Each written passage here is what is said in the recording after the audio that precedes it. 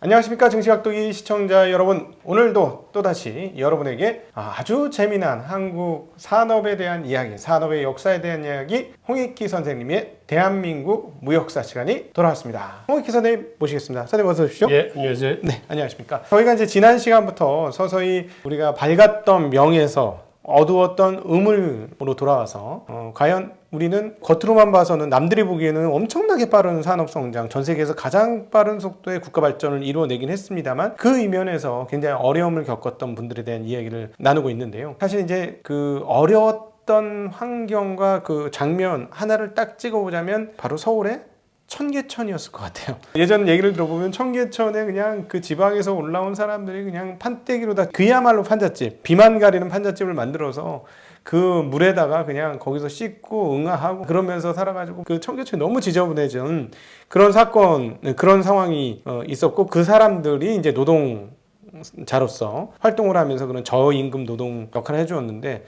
때가 되니까 이 청계천이 다 복귀를 하면서 확 뒤집어졌죠. 예. 그 판자촌에 살던 사람들은 어떻게 됐나요?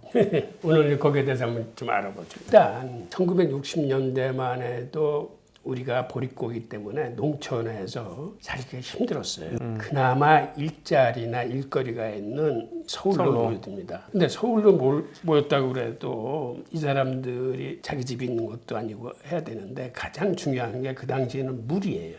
그러니까 상수도는 생각도 못하고 상수도는 그 당시에 뭐 전 국민의 10%도 없었고. 진짜로요? 그러면 상수도가 10%밖에 없었어요? 상수도가 제대로 구비된 거 100%된 거는 사실 몇 년 안 돼요. 그럼 다 우물물 떠서 그렇죠. 살았나요? 옛날에는 펌프. 서울도 그랬다고요? 마찬가지예요. 그래서 물이 있는 곳에 사는 거예요. 청계천에 그 사람들이 왜 모여들었냐? 물이 있으니까, 물이 흐르니까. 밥도 먹고 씻기도 하고. 청계천뿐만 아니라 중랑천 뚝방에도 많았어요. 그러니까는 그 개천이 있는데 다 모여 사는 거야. 근데 서울 시내 한복판에 있다 보니까 눈에 자주 띄니까는 제일 먼저 거기서 복개공사가 시작된 거고. 네, 많은 분들이 이거 이해 못 하실 그러니까 텐데. 그 당시에는 서울 주민의 3분의 1이 판자촌에 살았습니다. 판자촌이라는 게 이렇게 개천가에 조금 있는 정도가 아니라 서울 전체 인구의 3분의 1이 개천이 됐건 산꼭대기가 됐던 판자촌에 다 살았어요. 그게 그냥 그 산에도 판자촌이 많았지 않습니까? 그건 무허가촌이에요. 무허가인 거죠. 네. 그러니까 누구 땅인지 모르는데 땅 누구 주인 없으니까 여기서 그냥 텐트 쳐서 그냥 지내자 이 개념 아닙니까? 요즘 말로 따지면 텐트 쳐서 근데 지내는 거잖아요. 문제는 물이 있어야 되니까 우물이건 펌프건 자기 집에 있는 거 아니고 그냥 동네 한가운데라도 있으면 새벽에 나가서 줄 서서 이렇게 물을 가져올 수 있으면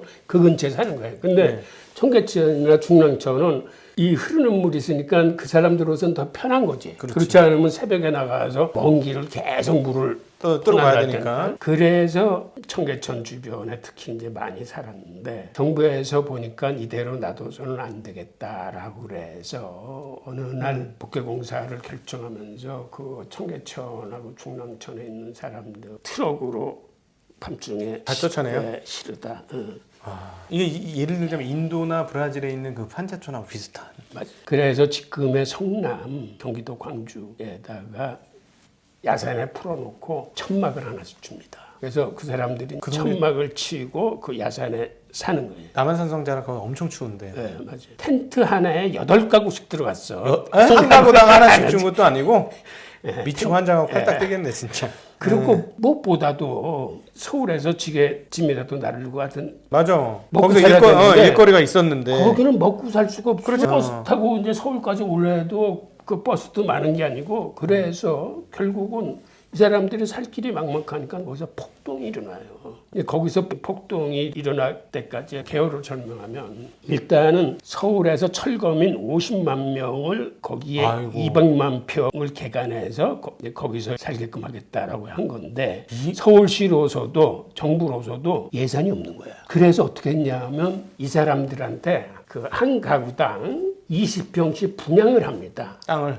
아주 싼 가격에 예를 들어서 뭐 평당 뭐 2,000원씩 가구당 20평씩 분양을 해서 이제 그 자리에다가 자기가 이제 천막 치고 이제 살 수 있게끔 이렇게 해줘요. 그런데 후기꾼들이 이제 몰리는 거야. 예를 들어서 평당 2,000원에 산 거 당신 지금 그것도 낼 돈이 없잖아. 내가 10배 쳐줄게. 뭐 이런 식으로 그거를 이제 투기꾼들이 그 딱지를 사들이기 시작해요. 그렇게 간을 빼먹었다는 바로 정확한 상황이네요. 그런 식으로 해서 제대로 줘놓고 이주를 한 게 아니라 무조건 야산에 풀어놓고 땅 장사를 해서 거기다 이제 뭐를 치려고 했던 건데 평당 2,000원에 불화하기로 했던 걸 나중에 평당 20만 원씩에 그 사람들이 불법 전매를 하고 그렇게 사실은 전매를 하면 안 되는데 불법 전매를 하고 떠난다거나 아무튼 그런 식으로 거기가 아수라장이 돼요. 그러고서 아까 말씀드렸던 이제 폭동이 일어나는 거야.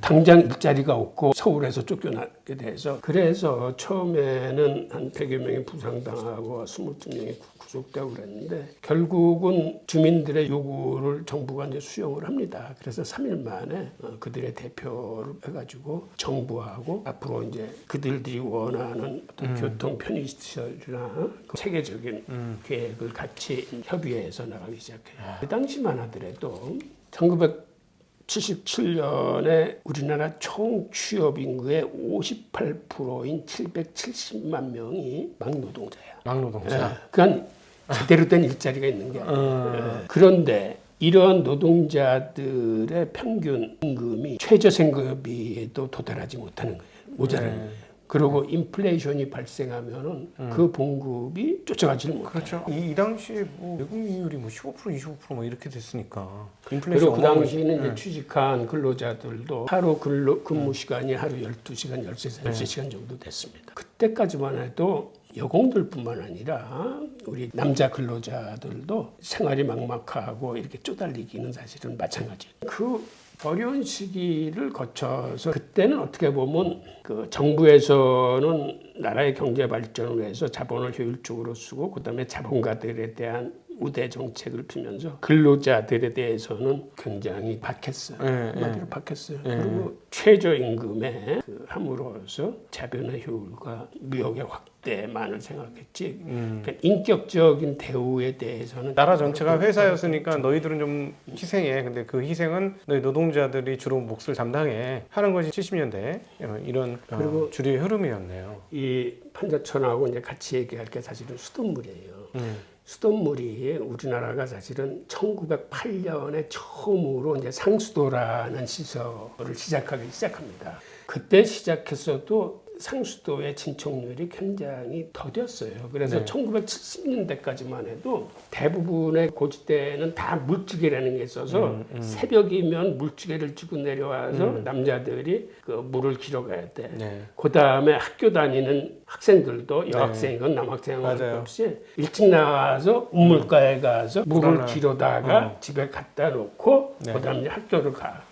저희 어머님이 세상 싫었던 일이 물찌개지는 일이라고 그러셨어요. 세상 싫고 하기 싫었던 게 너무너무 싫었다고 그러더라고요. 그리고 그때는 물을 지게에 져가지고 팔고 다니는 사람들이 있었어요. 북청 물장수처럼 물장을 쓰고. 그래서 한 지게에 한 20원 내지 고지대에 가면 한 50원도 받고 이게 명절 때 가면 이제 100원으로 뛰고 그러는 거예요. 그런 식으로 가게 되고 그때까지 위생적인 물을 마실 수 있는 사람들은 한 30-40%뿐이 안 돼요. 나머지는 정말 비위생적인 걸 알면서도 그 물을 먹고 사는 거야. 우리 남한 사람들이. 그러니까 1961년도에 상수도 보급률이 우리가 17%입니다. 이게 70년대에 와서 32%로 늘어나. 그리고 그 다음서부터 늘어나서, 그러니까 1988년 올림픽 당시만 해도 우리나라 상수도 보급률이 74%였어요. 서울이 100%를 달성한 게 언제냐면 2008년도에 마지막으로 강동구의 고독일동, 강서구의 개화동 여기에 상수도가 들어가면서 100%가 완성돼요. 1908년에 시작해서 딱 100년 걸렸어요. 2008년까지 100% 하는데. 그런데 이게 사실은 어떤 의미를 갖고 있냐면 이 상수도로 인해서 이제는 비위생적인 물을 안 마심으로써 평균 수명이 20년 늘어났다는 상수도. 그렇죠. 물이 중요하죠. 물 공기가 가장 중요한 요소니까. 맞아. 옛날에 장티푸스 이런 것들 굉장히 많았죠. 여공들의 어떤 그 60년대, 70년대 고생하고 같이 그리고 인력 자원이라는 게 그 시골에서 무작정 상경한 사람들의 어떤 판자촌 농촌 생활하고 이게 사실 다 같이 맞물리는 거예요. 그리고 노동운동의 개선과 더불어 이 상수도 시설이 개선이 돼서 서울시민의 100%가 상수도를 마음 놓고 마시게 된 게 이제 한 10여 년뿐이었네요. 제 기억으로도 한 80년대까지는 시골에 가면은 집마당에 우물이 하나씩 있었어요. 펌프가 있었고 그때 이제 두레박은 아니었고 펌프를 해서 마중물을 넣어서 펌프를 하면 이제 물이 올라오고 그래서 어려서 이게 재밌네 하고 막 했던 기억이 나는데 그때까지도 서울 외곽 그 고덕이라든가 이런 쪽은 수도가 공급되지 않았군요. 예, 고덕동 사시는 분하고 계야동 사시는 분은 굉장히 시골에 사셨네. 네. 지금 젊은이들이 생각하기에는 오히려 생수가 아닌 수돗물을 어떻게 먹어? 라고 생각할 수 있을지 사실 모르는데 처음에 저희 생수가 나 물을 판다고 할 때 그때 그 사실 상당히 쇼크였어요. 네. 어떻게 물을 팔아? 물은 그냥 먹는 거지? 라고 심지어 임춘혜 선수라고 육상 선수가 있었거든요. 80년대 여자 장거리 선수였는데 배고플 때 수돗물을 마셔가지고 학교에 이제 수도대가 있었어요. 그걸 마시고 달리기를 한다 그래가지고 사람들을 애절하게 해가지고 그 뭐라 그러지? 성원이 답지 않은 그런 일도 있을 정도로 그랬는데 저희 어렸을 때하고 또 좀 틀리네요. 그 학교 서울은 거의 대부분 수돗물이 있었는데 그 당시까지도 외곽에는 수돗물이 없었다. 야. 올림픽 할 때만 해도 1988년까지만 해도 한 74%뿐이 안 됐으니까 4분의 1은 수도 없이 살았다는 거죠. 네. 사실은 80년대부터 풍요의 시대라고 했음에도 불구하고 그때까지만 해도 아직 부족한 게 많았고 지금 또 돌아보면 80년대 이후로도 눈부신 발전을 했던 게 한국 아닌가 싶습니다. 오늘 이 시간에는 상당히 아픈 이야기입니다만 좀 재미나게 아픈 이야기들을 돌아봤습니다. 성남이 왜 생겼는지. 원래 성남은 산이었고 벌판 아니지. 주로 산이 많았던 그런 산동네. 예, 산동네였고 아무것도 아니었는데 거기에 그냥 사람들을 쏟아가지고 지금의 성남 분당이 아닙니다 여러분. 분당은 계획도시고요. 그 앞에 있는 성남이 정말 거의 무계획적으로 해서 지금도 다닥다닥한 집들이 굉장히 많은 게 성남의 이런 과거의 자취가 일부 좀 남아있는 게 아닌가 싶습니다. 자, 한국의 그런 어두운 부분에 대해서 오늘도 홍케 선생님과 함께 나눠보았습니다. 선생님 감사합니다. 네, 고맙습니다. 고맙습니다.